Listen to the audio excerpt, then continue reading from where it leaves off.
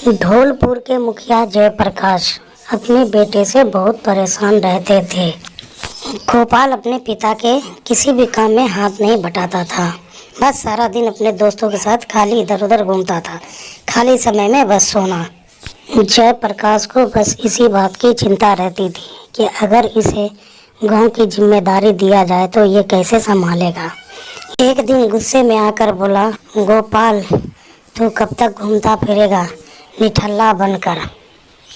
तुम्हारे उम्र के बच्चे शहर जाके बड़ी बड़ी नौकरियां कर रहे हैं या फिर अपने पिता के साथ पंचायत में बैठते हैं।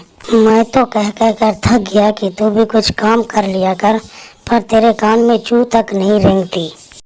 मैंने फैसला किया है कि अब तुम तभी गांव में आओगे जब तक तुम कोई काम ना सीख लोगे।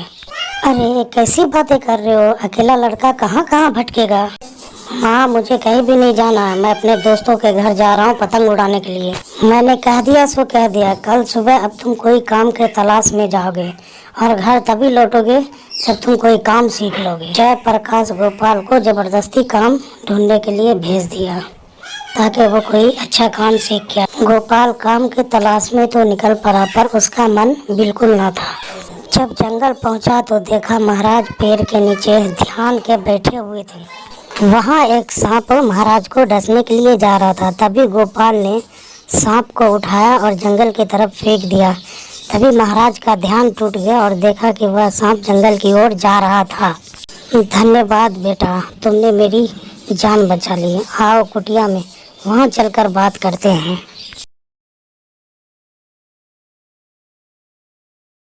बाबा, आपकी कुटिया तो बहुत सुंदर है बाबा। बेटा, ये कुटिया मैंने स्वयं बनाई है। बांस को जोड़ जोड़ कर बहुत मेहनत से बनाई है ये कुटिया। बाबा, क्या मैं यहाँ पे कुछ दिन रह सकता हूँ? हाँ हाँ बेटा, क्यों नहीं, बिल्कुल रह सकते हो। गोपाल साधु बाबा के साथ रहने लगा। वह बाबा की बहुत सेवा करता था और वह बांस का घर भी बनाना सीख गया था। गोपाल बेटा, अब मुझे यहाँ से दूसरे स्थान पे जाना है।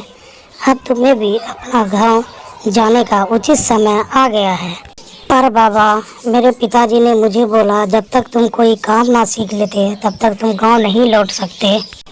काम तो तूने सीख लिया है बेटा, बांस का घर, वो भी तो बहुत मेहनत का काम है।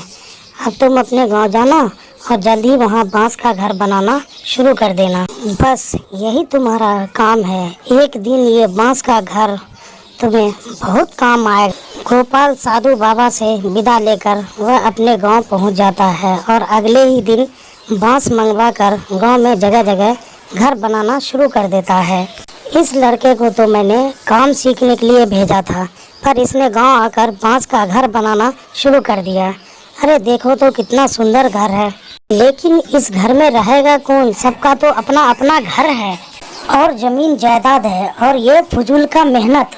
गोपाल कुछ ही दिनों में गांव में जगह जगह बांस का घर बना लेता है। इधर मानसून का मौसम शुरू हो जाता है। एक शाम पानी का बहाव तेज हो गया था। पास के गांव सोनपुर में पानी घुस गया था। घरों के अंदर पानी आ गए थे। गांव में लोग नाव में सफ़र करने लगे थे। वह इधर उधर होने लगे थे। तभी उसके नज़र बांस के घर पे पड़ा, जो कि बहुत ही ऊंचाई में बना हुआ था और उस तक पानी नहीं पहुंच रहा था।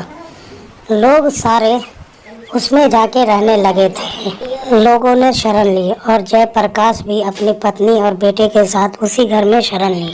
बापू, मुझे साधु बाबा ने बताया था कि वक्त आने पर यह बांस का घर बहुत काम आएंगे और हमारा पूरा गांव बाढ़ के चपेट में आ गया है। गांव के एक एक घर बाढ़ में डूब गया है, लेकिन ये हमारा बांस का घर नहीं डूबा। तूने तो सचमुच में जो गांव के लिए किया है वो मैं भी नहीं कर पाता। मुझे तुझ पे गर्व है मेरे बेटे। गांव वाले कुछ दिन बांस के घर में बड़े आराम से रहने लगे। फिर सब कुछ ठीक हो गए तो गांव वाले गोपाल की तारीफ किया। पास के गांव वाले जब यह बात सुने तो वह भी बांस के बने घर देखने के लिए आने लगे। जयप्रकाश जी, आपका बेटा तो बड़ा ही होनहार है, जो बांस का घर बनाकर आपका गांव सुरक्षित कर दिया है।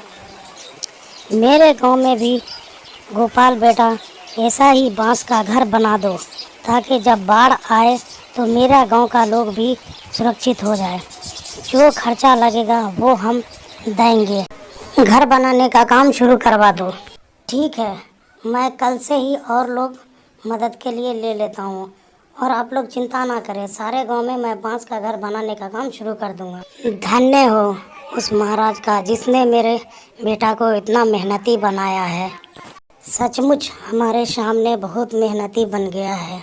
धन्य हो उस बाबा को। गोपाल द्वारा बांस के घर बनाए गए मशहूर हो गए।